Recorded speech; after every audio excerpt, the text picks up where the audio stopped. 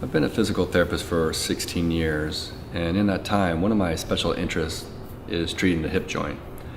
A few of the conditions that are very common are hip osteoarthritis, femoral acetabular impingement, and labral tears. With hip osteoarthritis, the hip joint gets very restricted and inflamed and painful. It's hard to bear weight through the joint when you're walking, so sometimes the simplest tasks become incredibly painful. Standing at a dinner party, cleaning the house, exercising, all this increases your pain. So a lot of people try to avoid these activities. The hip joint gets very tight, so you lose range of motion and mobility. There's a lining around the hip joint, sort of like the lining around the shirt, the shirt on my shoulder. It can get very tight, and so it's hard to move. That occurs at the hip joint. So the person can't cross their leg, they can't bend forward, they can't walk because their hip won't extend behind them. And so when you come to a physical therapist or a chiropractor or an osteopathic physician, we do a lot of hands-on techniques to try to loosen up the joint capsule. Even though there's no cure for arthritis, there's no cure for aging, there are treatments that you can do to loosen up this joint capsule. And kind of like a vice grip, on a joint, as you loosen that up, the pressure decreases in the hip joint and you're able to move more freely, you have less pain, and then you can get on top of your strength and your exercises more. When people can't exercise 30 minutes a day, your risk for heart disease, diabetes, obesity, stroke, all these things increase. Cancer, depression. So it's very important as humans that we keep moving. A lot of times you'll go to the physician will tell you, well, you definitely have arthritis of your hip and you will need a hip replacement at some point, but you're not ready yet. Some people will go 3 to 6 years before they're able to get that hip replacement. It's good to put that off as long as possible, but not so long that you're compromising your quality of life or your functionality. So if you're a candidate for conservative therapy, meaning that the surgeon doesn't believe that you should get a hip replacement yet, well, you don't want to sit around and suffer and do nothing, right? So you'll get prescribed physical therapy. And when you come to a physical therapist, we'll start to begin doing these hands-on techniques to stretch out the joint. As we do this, we'll start to educate you, instruct you in certain specific exercises to promote that mobility, and then start putting strength behind that mobility. At this point, you'll be able to do more cardiovascular exercise for weight loss. You'll start becoming more fit and conditioned. All this time, you might be feeling better, you're increasing your functionality. Now, you're still on a path for a hip replacement.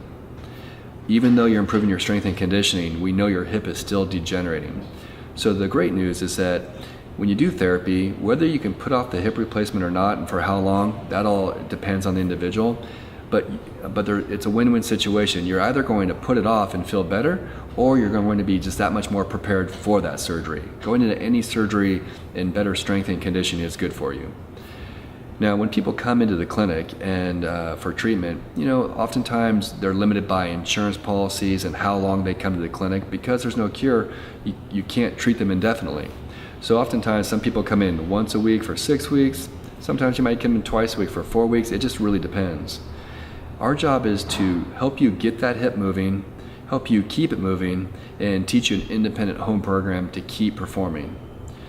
What a lot of patients will say when they're in the clinic, there are a lot of hands-on techniques that feel really good. They provide a lot of great relief for that patient temporarily. So one of the techniques is called long axis hip traction. And you'll see on some of the other videos that we have in photos is that when the person's lying down, you grab them by their knee or their ankle and you pull on their leg to decompress that hip joint. When you get arthritis, it gets really closed in there and tight and gets really tight around that ball and socket, and that increases that pain and pressure when you're walking on that. So by traction, you can increase that space and decrease the pressure on the joint. Now, as soon as you let go, we know that's going to go right back. And so the manual therapy works much like antibiotics would work on an infection. If you have some kind of infection, your physician prescribes you antibiotics, you know you have to take it twice a day for 10 days consistently. No one takes their first antibiotic and waits and it's not working. You know you have to accumulate that. And by day 3 or 4 of taking your antibiotics, you start to feel better, but you want to keep the momentum going to beat that infection. Well, manual therapy in the clinic is very similar. Doing 1 or 2 sessions of manual therapy won't change a lot, but by accumulating that in a consistent manner, it starts to have some real changes around the hip joint and improving that joint mobility. As we get that person set up on their independent program and we let them go on their own, they'll continue their home program, they'll continue to feel better, but we know that studies show that as that person goes on every month, every 6 months, every 9 months, we know that their hip is slowly going to tighten back up and slowly create pain around that hip. And when that happens, you'll start to get some weakness and tightness as well as losing some functionality. And so a lot of people will come to therapy, for a tune-up every 6 months or every 12 months. Now, for those people that obtain a lot of relief with these hands-on techniques, a lot of them will say to me, hey, Tony, I wish I could take you home because when you do that long axis traction, that just makes me feel so good and I can exercise and I can be normal for a little while, but the pain comes right back, after a couple of days or in some cases a couple of hours. Can you just come home with me and do that? It's like, well, it's funny, but no, we can't. And so historically, we would teach people how to tie a band or a rope to their ankle and go into a doorway and push. Some people will go into an inversion table, which can be helpful, but the problem with inversion tables, it's not specific to the hip joint and you have to be upside down so your blood pressure increases and the blood rushes to your head. A lot of people just can't frankly tolerate that. So how do we get people to obtain some of these manual therapy techniques at home without us going home with them? About 6 years ago, I just had this idea of coming up with a device where people could comfortably, easily, and independently perform hip traction to themselves, as well as a variety of other hands-on techniques that we do in the clinic. And that's where we come up with the idea for the hip track.